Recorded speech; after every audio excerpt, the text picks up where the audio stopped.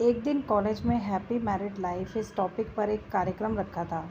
उस कार्यक्रम में कॉलेज स्टूडेंट्स के माता पिता को इसमें हिस्सा लेने के लिए आमंत्रित किया था।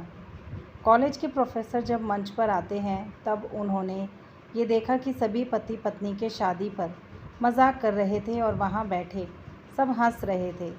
ये सब देखकर प्रोफेसर ने सभी से कहा कि चलो सबसे पहले एक गेम खेलते हैं, उसके बाद हम सभी अपने विषय पर बात करेंगे।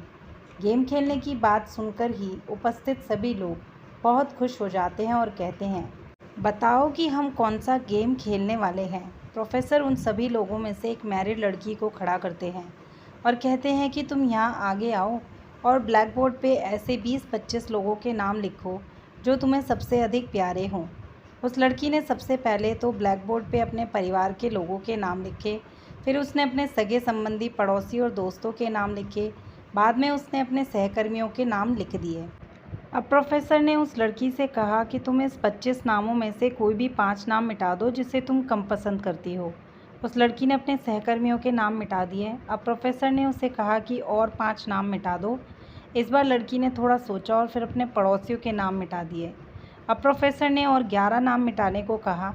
इस बार लड़की ने अपने सगे संबंधी और दोस्तों के नाम भी मिटा दिए। अब इस ब्लैक बोर्ड पर सिर्फ 4 नाम ही बचे थे। इस 4 नाम में उसके मम्मी पापा, पति और उसके बच्चे का नाम था। अब प्रोफेसर ने उसे कहा कि इनमें से और 2 नाम मिटा दो। लड़की अब असमंजस में पड़ जाती है। वो बहुत सोचने के बाद दुखी होकर अपने माता पिता के नाम को मिटा देती है। उस लड़की को देखते हुए वहाँ पर उपस्थित सभी लोग स्तब्ध और शांत थे, क्योंकि वो सब जानते थे कि ये गेम सिर्फ वो लड़की ही नहीं खेल रही थी, किंतु यहाँ उपस्थित बाकी सब भी बैठे बैठे मन ही मन ये गेम खेल रहे थे। अब ब्लैक बोर्ड पर सिर्फ 2 ही नाम बचे थे। एक नाम उसके पति का था और दूसरा नाम उसके बच्चे का था।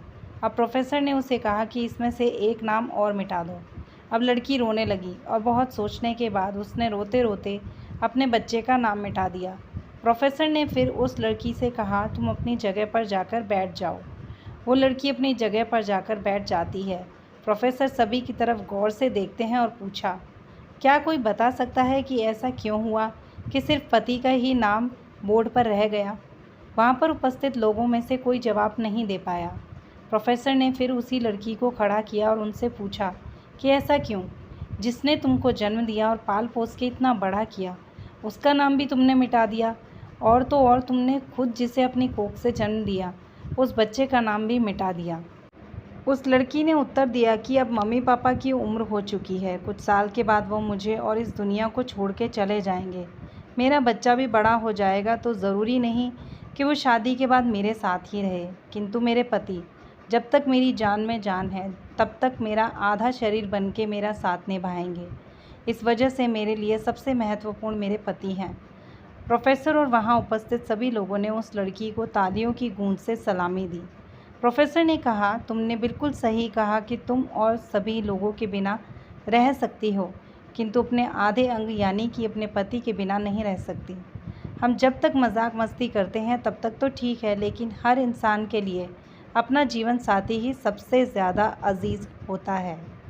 तो दोस्तों, ये कहानी कैसी लगी कमेंट सेक्शन में ज़रूर बताना। वीडियो को लाइक, चैनल को सब्सक्राइब करना ना भूलिएगा। धन्यवाद।